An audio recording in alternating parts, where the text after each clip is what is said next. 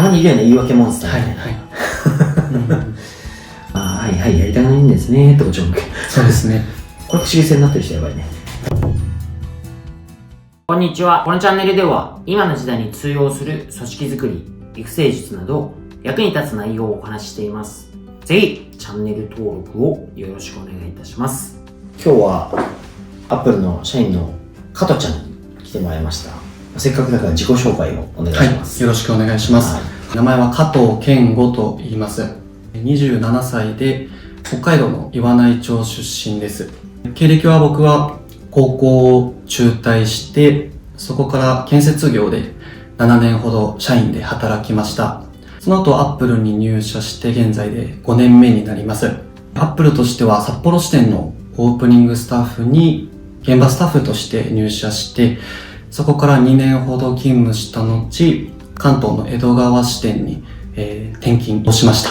そこから2年ほどまたスタッフとして働いて、現在は東京本社オペレーションマネジメント、いわゆる配車業務というのを行っています。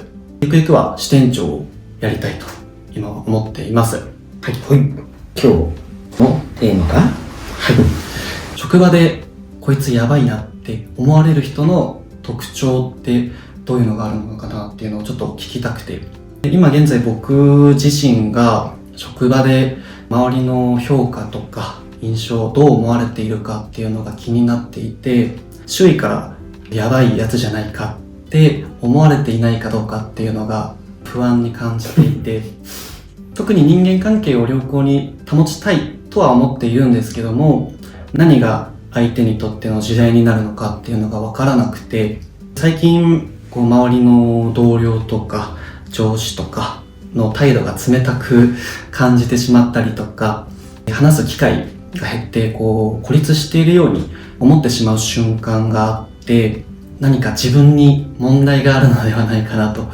思い始めて、改善したいなと思ってお聞きしたいです。なるほど。はい。そうですね。これ言ったら元も子もないけど、普通にね、会話したらいいと思うけどね。結構みんなどう思われてるかって不安にすごい苛まれて、本当はみんなそう思ってないのに、自分自身だけ被害妄想みたいな感じでなっちゃう人もいるから、あんまりそれって全く意味がないから、そんなに気にしすぎなくてもいいし、どうしても不安だったら聞いてみてもいいかなとは思いますけどね。聞ける場面を作って、聞き方考えて、みたいなね。例えばかつちゃんが思う、逆にね、自分が思う立場だったら、あの人やばいなぁと、もしくはこの人はちょっと要注意だなみたいな、なんとなくバリア張っちゃうような人ってどんな人がいますかね。やっぱり一緒に働いていてちょっとそう思うのは、言い訳が多かったりだとか、頑張りますとか気をつけますとかっていう口だけだったりとか、そうか、そうだね。なんかたまにいるよね、言い訳モンスターね。俺ね、思うんだけど、自分の人生においても、仕事においても、これね、言っちゃいけないね、3D があると思ってるんでね。3D。でも、どうせだって。言い訳モンスターから派生するけど、そう。でも、とかね。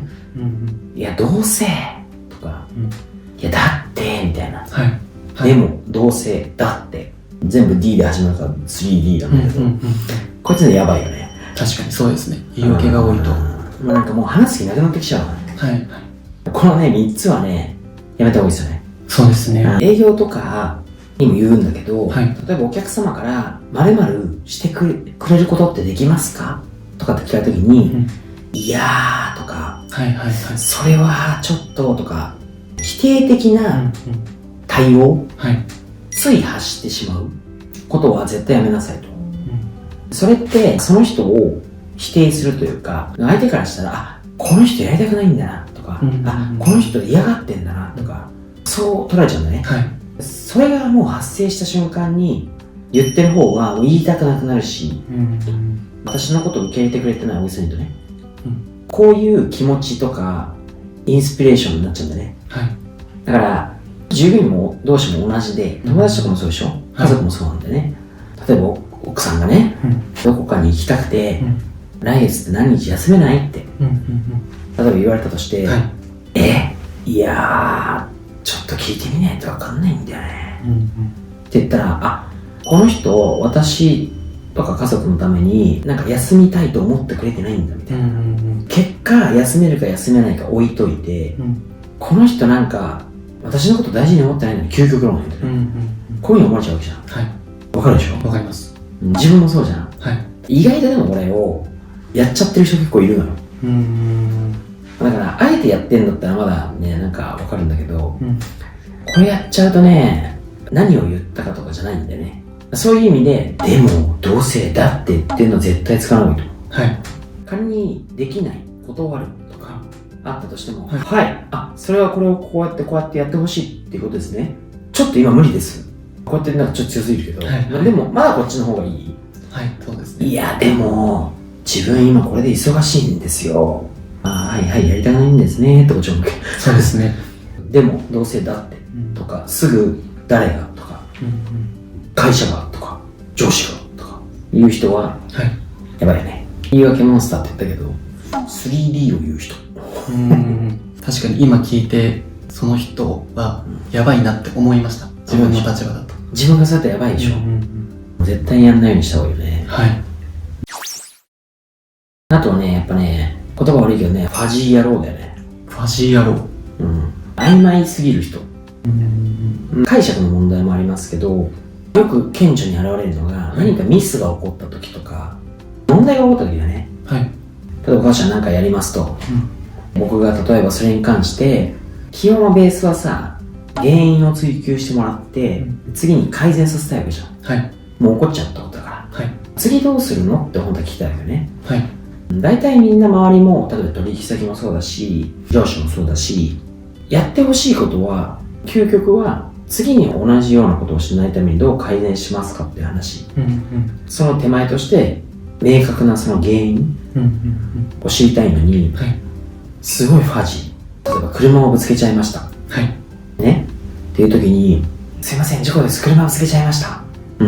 建物に車をぶつけました。として、でも、そのなんか持ち主の人と話して、直せばいいよってことになりました。だから直します。今後こういうことないように気をつけさせます。何言ってんのだから、このファジーの中で一番嫌なのは、問題が起こった時に、じゃあ次からどうするのとか、言った時に、気をつけます。これ言う人ね、ダメよ。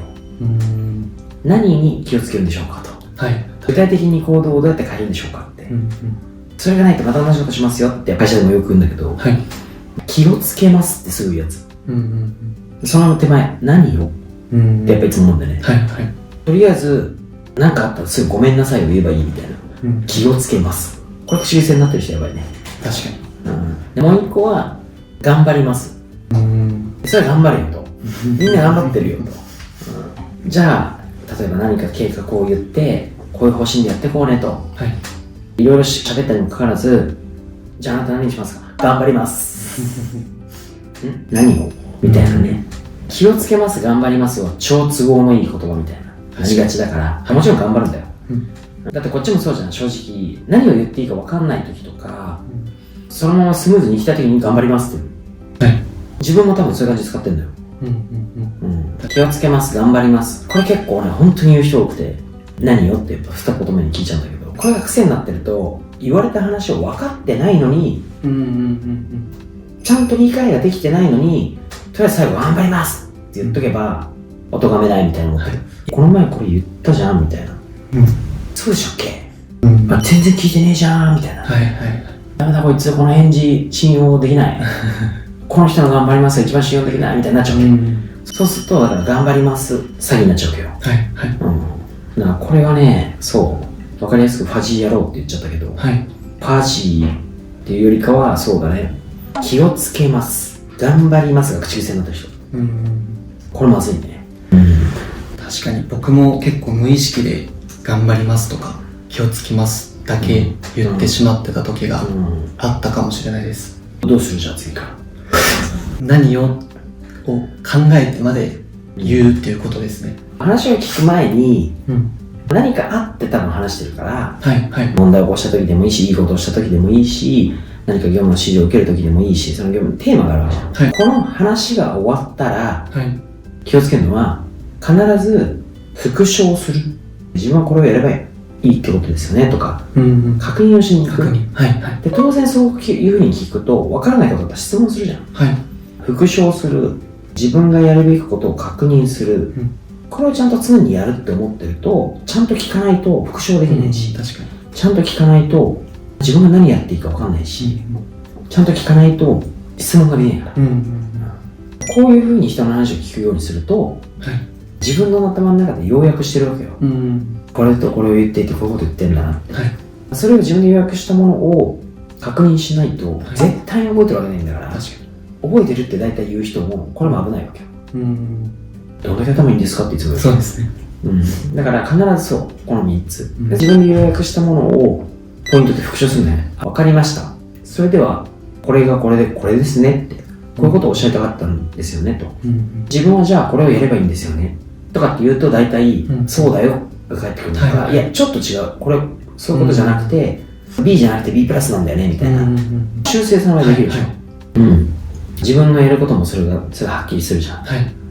自分はじゃあ、その通りやって、こういうものを作ればいいんですよね。それにあたって、ちょっと一個だけ質問していいですかとかっつってやれば、言ってる側は、こいつちゃんと話聞いてたなと。そこで、修正がもう速攻できるから、間違ってても。確認もできるから、本人のためでもある。これちゃんと聞かない人、復唱しない、自分のやるべきことを言わない、質問しない。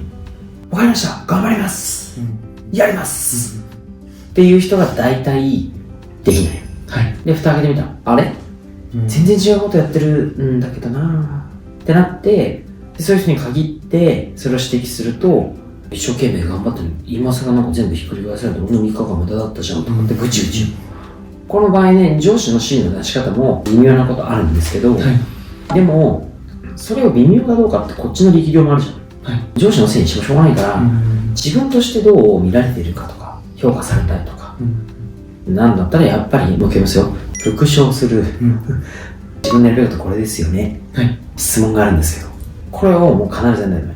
だからアップルだったら聞き手側もそれをちゃんと話せるようにとか、それを理解して聞きなさいって言うじゃん。そうじゃないと上司から全然やってること違うんだけどって言って、上司がああいうふうに言ったらなんで俺がこんな俺の時間無駄じゃないかと思うのは、あなたのせいですよと、あなたの責任ですよと、そう思わないと次が変わりませんよと、ちゃんとそういうのをしましょうねと、そういうところですよね。